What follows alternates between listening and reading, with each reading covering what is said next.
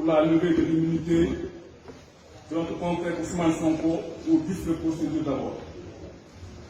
Mais la première question que je voudrais vous poser est que l'article 17 du règlement intérieur dit que le bureau peut créer des commissions ad hoc sur un sujet déterminé.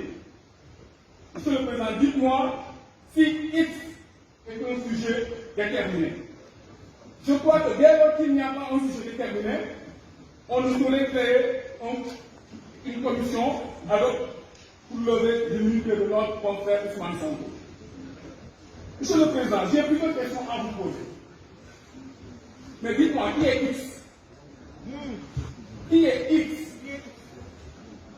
Pourquoi le procureur a demandé une enquête contre X? Le procureur demande une enquête contre X et l'Assemblée veut aujourd'hui se substituer au juge d'instruction pour déterminer qui est X. Pourquoi l'Assemblée devrait lever l'immunité de Sonko alors que l'acte qui saisit des juges d'instruction disent pourtant, pour l'instant, M. X? Monsieur le Président, M. X, personnellement encore identifié, ne peut pas être Ousmane Sonko parce que le juge d'instruction n'a pas encore posé un acte allant dans le sens d'écouter au moins la plaignante pour que la plaignante lui dise que j'accuse M. Ousmane Sonko. Le réquisitoire du cas de M. X. Pourquoi le juge d'instruction, qui n'a fait aucune recherche, n'a entendu personne, même pas la plaignante,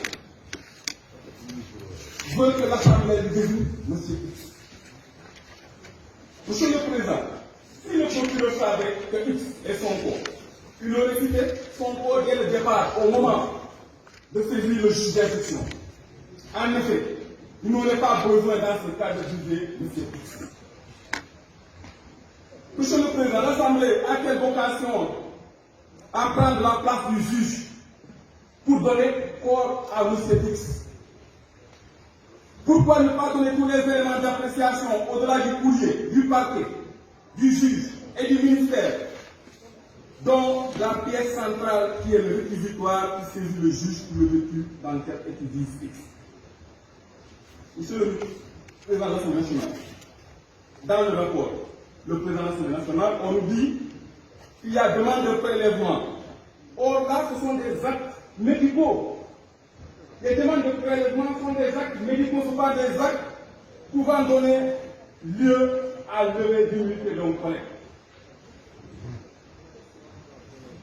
Pourquoi le procureur, depuis les premiers actes posés avec la saisine de la gendarmerie, a voulu orienter le dossier sur la ADN? Car il faut l'éviter.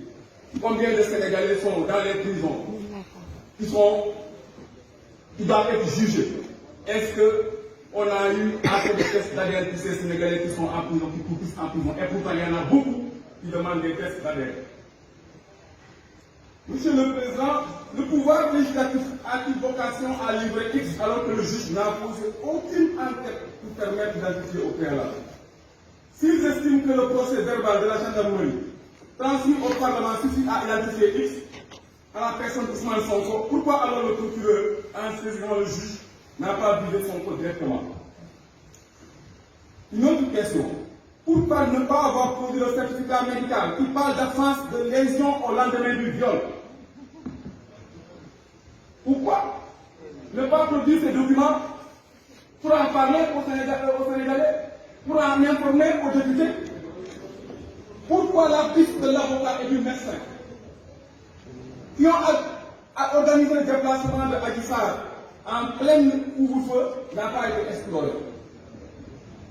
Monsieur le Président, mais qui est Adji Sarr pour faire autant d'escorte la nuit en plein couvre-feu? Monsieur le Président, une autre question. Adji Sarr déclare dans la plainte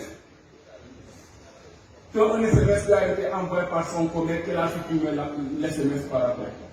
Sur tous ces éléments, je crois que nous devons être plus conséquents et plus sérieux dans ce que nous faisons.